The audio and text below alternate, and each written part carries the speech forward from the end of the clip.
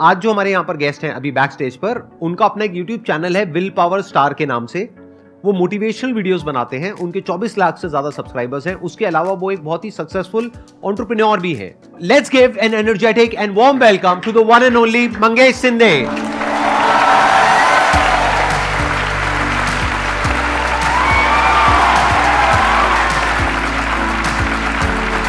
How are you doing? All good?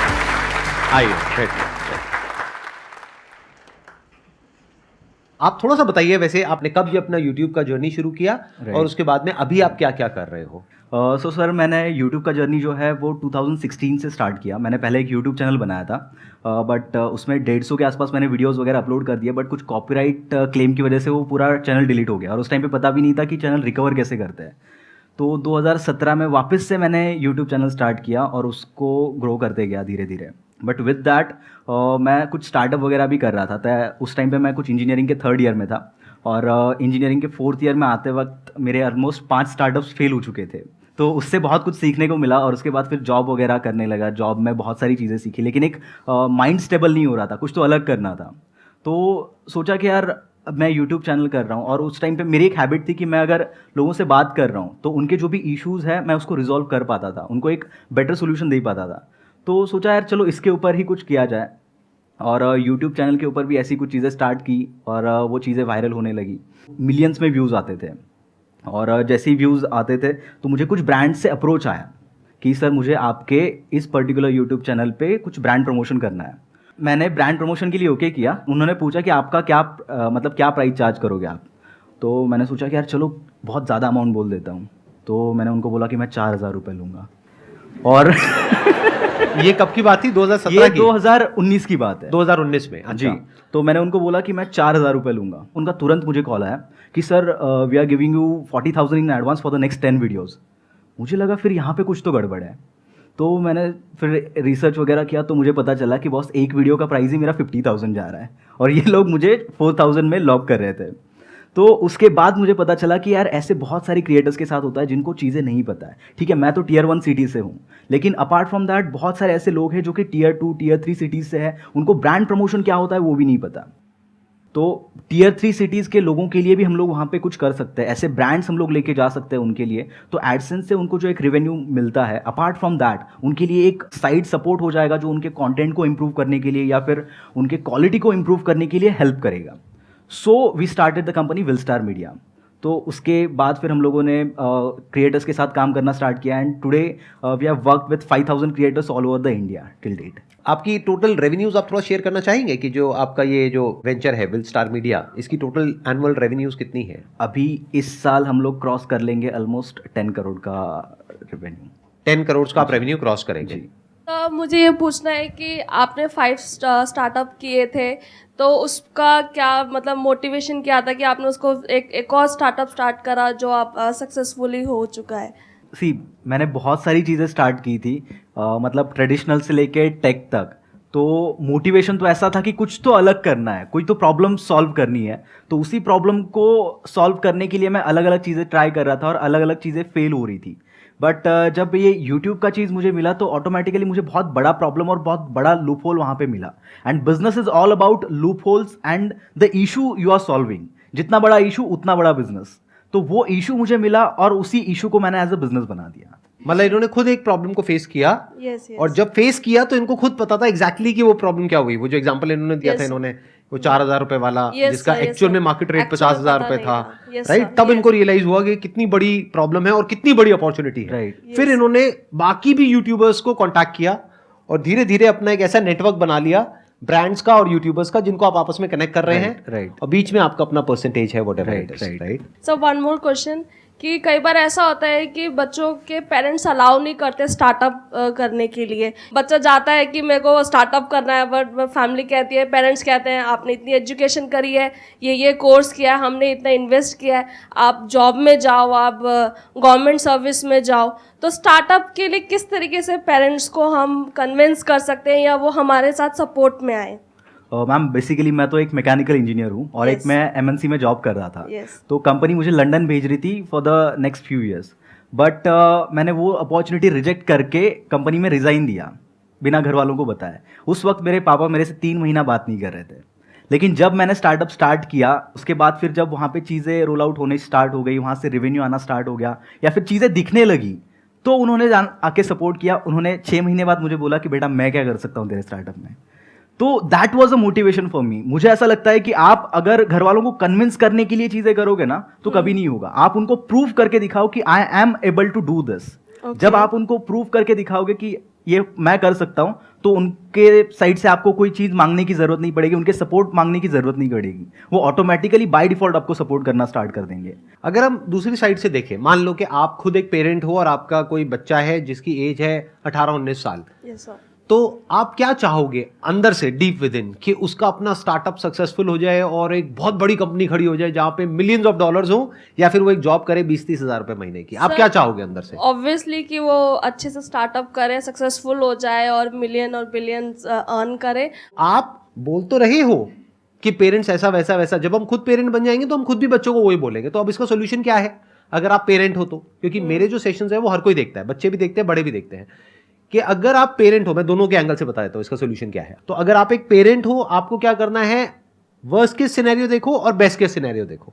मान लो मेरी capability है 1 लाख रुपए तक का रिस्क लेने की, वो मैं उठा करके बच्चे को दे सकता हूं और बोल सकता हूं अब ये 1 लाख रुपए है, अब इसमें तुझे पढ़ाई करनी है पढ़ाई कर, बिजनेस करना है बिजनेस कर, इसको उड़ा देना है उड़ा दे, तेरी लाइफ है, इसके आगे मेरे से कुछ भी एक्सपेक्ट मत करियो क्योंकि मेरे पास में है ही नहीं तेरे को देने के लिए। क्लियर लाइन ड्रॉ करनी होगी, तब उसके अंदर भी सीरियसनेस आएगी। फिर उसके अंदर से ये आएगा कि अब मैं करूं या नहीं करूं। नहीं तो हो क्या रहा है, वो बच्चा बोल रहा है मुझे करना है, पेरेंट्स कह रहे हैं नहीं करना है, यही सब चले चले जा रहा है। तो पेरेंट्स के एंगल से पहले आपको क्लियरली बताना है बच्चे को, अगर आपके पास में कुछ रिसोर्सेज अपने बच्चे के लिए है तो, कि मैंने ये पैसा जोड़ा है पूरी जिंदगी में काम करके तेरी पढ़ाई के लिए, तो या तो इसको पढ़ाई में लगा करके अपना कुछ कर ले, या फिर तेरे को जो करना है कर, ये पैसा तेरे लिए है, अब तू देख तू क्या करना चाहता है, 18 साल से ऊपर है, डिसीजन तेरा है।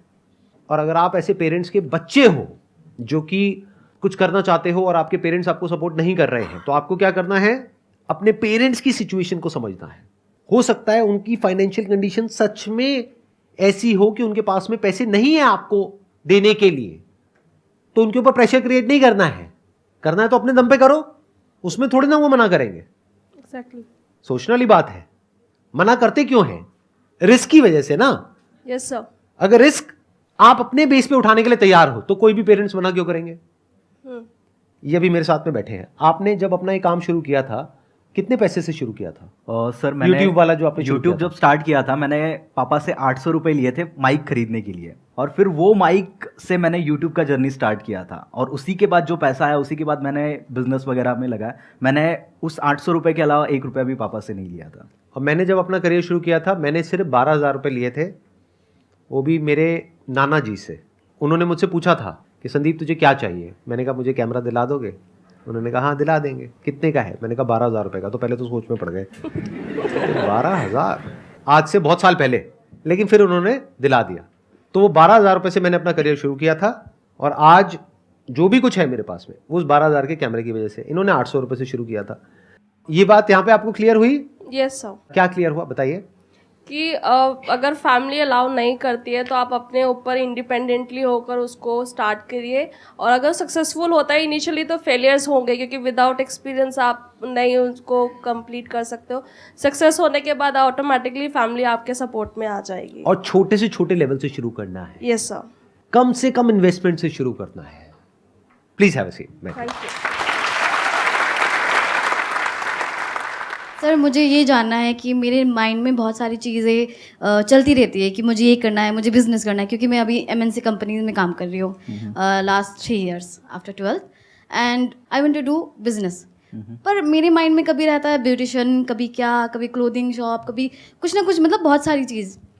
अब यूट्यूब में देख लिया, रील्स में देख लिया, इंस्पायर हो गई, फिर ऐसा होता है कि मुझे ये भी करना है, मुझे ये भी करना है, मुझे ये भी करना है, बट फिक्स नहीं रहती हूँ मैं कि मुझे करना क्या है। इसके पीछे का एक बेसिक रीज़न ये है कि आज के ज़माने में हमारे पास अपॉर्चुनिटीज़ बहुत है। जो हमारे पेरेंट्स थे उनके पास अपॉर्चुनिटीज़ कम थी, तो उसकी वजह से उनके पास ऑप्शंस कम होने की वजह से उनको पता था कि उनको क्या करना है। बट अभी क्या हो गया है, because of internet multiple opportunities हमारे पास है, और उस मल्टीपल अपॉर्चुनिटीज़ के साथ साथ एक कन्फ्यूजन भी हमारे साथ आता है। और वो कन्फ्यूजन अगर आपको दूर करना है तो सबसे पहले आपको एक चीज़ के साथ स्टिक रहना पड़ेगा। जैसे कि आप एक हस्बैंड के साथ लाइफ स्पेंड करोगे, उसी एक चीज़ के साथ जब आप ज़्यादा टाइम स्पेंड करोगे तो उसमें रिजल्ट्स दिखना स्टार्ट होंगे, और जब वो रिजल्ट दिखना स्टार्ट होंगे तो ऑटोमेटिकली वो चीज़ आपको करने का मन करेगा। बट बहुत बार सर मैं ऐसा देखता हूँ कि लोग एक चीज़ करते हैं, 2 महीने बाद उनको कोई और चीज़ अच्छी लगती है, उसके बाद वो लोग दूसरी चीज़ पे शिफ्ट हो जाते हैं। सेम चीज़ उनके लाइफ में हमेशा होती रहती है और वो उनको क्वेश्चन होता है कि मैं सक्सेसफुल क्यों नहीं हो रहा हूँ। मैंने ऐसे बहुत से लोग देखे जो बहुत स्मार्ट है बट वो सक्सेस तक नहीं पहुंच पाते, या फिर वो एक लेवल पे नहीं पहुंच पाते बिकॉज ऑफ कंसिस्टेंसी वो मेंटेन नहीं करते किसी भी चीज़ में। और everything is all about your consistency. मुझे ऐसा लगता है कि टैलेंट बाकी ये सब चीज़ें सेकेंडरी है, आप एक चीज़ को कितने टाइम के लिए करते हो वो ज़्यादा इंपॉर्टेंट है, और उसी को अगर आप करते रहोगे तो ऑटोमेटिकली एक टाइम के बाद उसमें सक्सेस मिलेगा। अगर आप अपने बेस पे कुछ करना चाहते हो ना, जैसे यू आर सेइंग कि you are working in an MNC and you have a stable job, right? तो अगर आप अपने बेस पे कुछ करना चाहते हो, कुछ भी काम, कैसा भी काम, कोई भी स्टार्टअप या कोई भी आइडिया, किसी के ऊपर भी आप काम करना चाहते हो, तो आपके अंदर एक क्वालिटी होनी चाहिए। ये आपको अंदर की बात बता रहा हूँ, एंटरप्रेन्योर्स के जो माइंड की बात एक एंटरप्रेन्योर ही समझता है, बाकी लोग नहीं समझते हैं। बहुत बड़ा सीक्रेट है ये। आपके अंदर एक ऐसी क्वालिटी होनी चाहिए कि आप अपने आप को इमेजिन कर सको क्लियरली कि 2 years, 3 years, 5 years down the line जो लोग उस फील्ड में सक्सेसफुल हैं, क्या आप अपने आप को वहां पर देखते हो? तो ये क्वालिटी चाहिए होती है। जैसे जब भी कोई बिजनेस करने के बारे में मैंने सोचा पास्ट में, या आज भी अगर कोई आइडिया आता है, तो उसको करने से पहले ही मेरे माइंड में क्लियर हो जाता था कि अच्छा इसको ऐसा किया जा सकता है, कि this is the broader vision, कि ये इतना बड़ा हो सकता है। तो जो मोटिवेशन है वो भी फिर बहुत बड़े लेवल का आता है। अब ये बड़ी विजन कहां से आती है? जब आपका दिमाग खुला होता है। हम सबका दिमाग बंद है बाय डिफॉल्ट, हमें पता ही नहीं है दुनिया में हो क्या रहा है। तो वंस यू सी कि दुनिया में क्या क्या हो रहा है, लोग क्या क्या कर रहे हैं, किस किस तरीके से कर रहे हैं, तब उसमें से कुछ लोगों को देख करके लगेगा कि ये तो मेरे बस का नहीं है। दूसरी तरफ से आप देखोगे अच्छा ये कुछ लोग हैं जो कुछ ऐसा कर रहे हैं, और आप कहोगे ये तो मैं कर सकता हूं, ये तो मैं कर सकती हूं, ये तो मैं सीख लूंगा। मतलब अंदर से आया ना, एक तरफ से आया अंदर से कि हाँ ये पॉसिबल है, एक तरफ से आया कि नहीं ये पॉसिबल नहीं है। तो पहले तो नहीं को काट दो, जो पहले ही आ रहा है कि पॉसिबल नहीं है उसमें टाइम क्यों खराब करना है। अभी को मत देखोगे, अभी क्या करना है ये देखो कि 2-4 साल बाद क्या आप अपने आप को वहां पे देख पा रहे हो, उस लेवल पे देख पा रहे हो।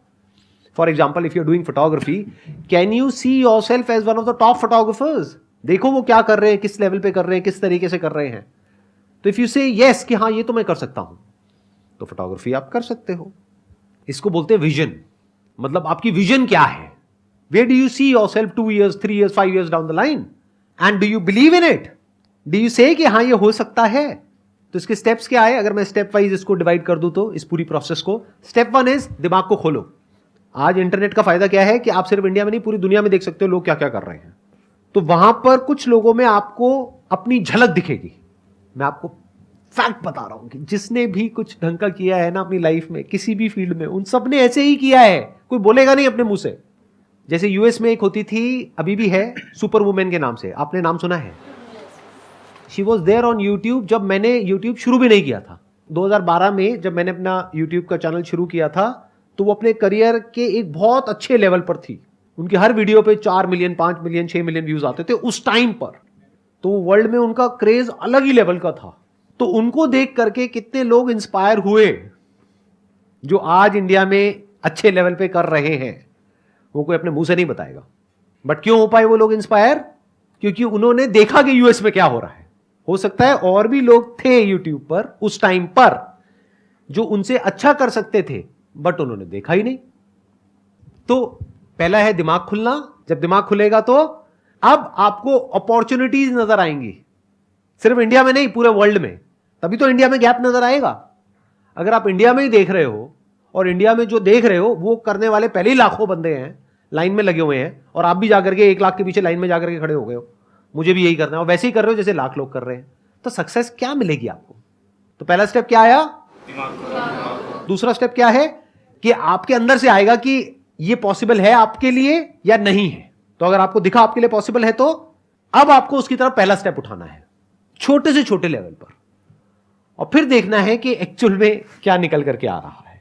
बट सर अगर हमें कुछ करना है एंड उसके बारे में हमें इन्फॉर्मेशन नहीं है, then how to get it that information? जैसे कि मुझे बिजनेस के लिए ज़्यादा इन्फॉर्मेशन चाहिए, मैंने काफ़ी वीडियोस देखी है, यूट्यूब देखी है, बट मुझे नहीं पता मैं किस लोगों के साथ जाके मैं ज्वाइन करूँ, कोलैब करूँ, ताकि मुझे लाइक आई कैन सक्सेस वो स्टेप धीरे धीरे एक एक सीढ़ी में चढ़ पाऊँ, क्योंकि मेरे पास कोई भी ऐसे डिटेल्स नहीं है, कोई भी ऐसे कॉन्टैक्ट्स में नहीं है कि आई कैन आस्क देम। देखिए, सबसे पहले कॉन्टैक्ट्स आपके ऑटोमेटिक नहीं बनेंगे। जब आप लोगों के बीच में जाओगे ही नहीं तो कॉन्टैक्ट्स बनेंगे कैसे? पहले तो आपको, और जब तक आप गिरोगे नहीं तब तक आपको समझ में नहीं आएगा कि आपको करना क्या है। मैं आपको एक चीज़ बताता हूँ, मतलब एक सिली मिस्टेक मैंने किया था जब मैंने मेरा पहला स्टार्टअप स्टार्ट किया था। मेरे पास 1000 रुपीज़ का इन्वेस्टमेंट था। उस 1000 रुपीज़ से मैंने बाकी सब चीज़ें करने से ज़्यादा मैंने 1000 कार्ड छपवा लिए, जो आज तक मेरे पास पड़े, एक भी यूज़ नहीं हुआ उसका। तो इंस्टेड ऑफ दैट मुझे सेकंड स्टार्टअप में समझ में आया कि मुझे क्या नहीं करना है। तो जब आप गलती करते जाओगे तो ऑटोमेटिकली आपको समझ में आता जाएगा कि आपको क्या करने से ज़्यादा क्या नहीं करना है। और स्टार्टअप इन सब चीज़ों में यही चीज़ सबसे इंपॉर्टेंट है। जो बड़े बड़े स्टार्टअप फाउंडर्स हैं जिन्होंने बहुत ज़्यादा सक्सेस अचीव की है, वो अगर कोई नया चीज़ स्टार्ट करते तो वो सक्सेसफुल क्यों हो पाते? बिकॉज उनको पता है कि उनको क्या नहीं करना है। और बहुत बार हम लोग को ये ना पता होने की वजह से हम लोग वही चीज़ें करते रहते हैं जो नहीं करनी चाहिए। आपको क्या करना है, आपको पहले देखना है कि दुनिया में क्या क्या हो रहा है, और आज की डेट में जो आपने कहा ना, इन्फॉर्मेशन कहाँ से मिलेगी। इतना आसान है इन्फॉर्मेशन मिलना जिसकी कोई हद नहीं है। आप बोलो किस बिजनेस के बारे में आपको इन्फॉर्मेशन चाहिए, गूगल है आपके फ़ोन में, गूगल में जाओ, टाइप करो, देखो ना आपको क्या चाहिए। आपको मैन्युफैक्चरर चाहिए किसी पर्टिकुलर प्रोडक्ट का, आपको देखना है कि उस पर्टिकुलर प्रोडक्ट को इंटरनेशनली कौन कौन उसमें ग्लोबल प्लेयर्स हैं, कौन कौन लीडर्स हैं, वो फंडेड है नहीं है, लिस्टेड है नहीं है, उनकी क्या वैल्यूएशन है, क्या मार्केट कैप है। डालते चले जाओ, मिलता चला जाएगा। उसमें मुश्किल क्या है? आज की डेट में तो कुछ भी मुश्किल नहीं है। The moment you tell me or anyone an idea, within a few seconds you will get the answer. और अगर कुछ दिन तक आप प्रॉपर्ली रिसर्च करते हो, आपको क्लियर पता लग जाएगा उस इंडस्ट्री में क्या हो रहा है, कैसे हो रहा है, क्या हो सकता है, कैसे हो सकता है। जैसे फॉर एग्जांपल, एक एग्जांपल देता हूं कि एक प्लेटफॉर्म है जहां से आप अपना एक e commerce store open up कर सकते हो। कुछ पैसे लगेंगे आपके और आपका स्टोर शुरू। अब करोड़ों लोगों ने पूरी दुनिया में इस तरह के स्टोर्स खोले ऑनलाइन, और उसमें से 90% बंद हो गए, 10% चले। 10% में से भी 1% है जो बहुत चले। वो भी डेटा है आपके पास में, उसमें भी ये नजर आ जाएगा आपको कि कौन सा बिजनेस सबसे ज्यादा सक्सेसफुल है। मतलब कि उस प्लेटफॉर्म पे सबसे ज्यादा सक्सेसफुल स्टोर्स कौन से हैं। अब देखो इंडिया में उसको कैसे कर सकते हो। इसमें मुश्किल क्या है? थोड़ा सा दिमाग ही तो चाहिए ना, स्मार्ट वर्क चाहिए। यानी कि अगर आपको क्लियरली नजर आ जाए कि इस पाथ पे चलने के बाद में 99% चांसेस है कि आप सक्सेसफुल हो जाओगे, अगर सही से करते हो तो अब क्या फिगर आउट करना रह गया? ये तो क्लियर हो गया क्या करना है, अब सिर्फ ये रह गया कि कैसे करना है, वो सीखना है।